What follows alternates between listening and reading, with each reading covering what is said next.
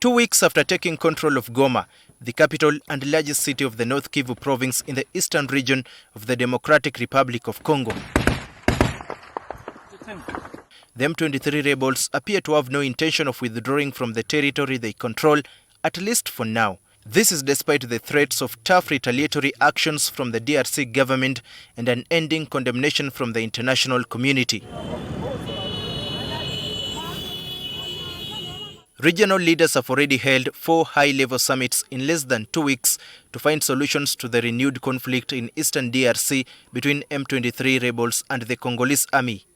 The East African Community Heads of State and the Southern African Development Community Heads of State and Government have each held separate meetings before their joint meetings at ministerial level. On Saturday, a joint EAC-SADC summit of heads of state and government was held in Tanzania's State House in Dar es Salaam to find a solution to the deteriorating security situation in Eastern DRC.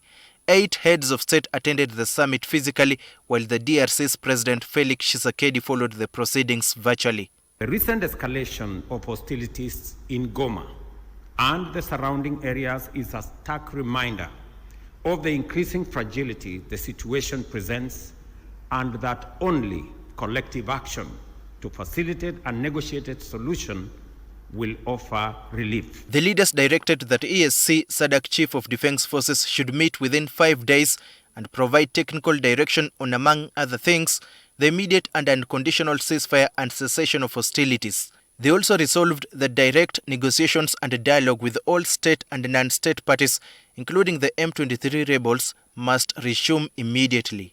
I thus challenge all of us to approach the agenda before us with openness, honesty, flexibility, and commitment to building a lasting peace for Mother Africa. However, experts on regional affairs suggest there is more to be done to end the conflicts in Eastern DRC rather than holding summits every time tensions escalate there. When you see that communique with over 20 points for action, it looks like a shopping basket. I mean, Goma is burning. People are dying. People are displaced. It is a serious matter. Stopping the war in Eastern Congo does not require those joint summits or summits. It needs the cooperation of Uganda, Rwanda, Congo, and M23. Those are the key actors in that war. Those can stop the war, but they will not end the conflict. We shouldn't deviate from the point of ensuring that the leaders can engage, the leaders can talk.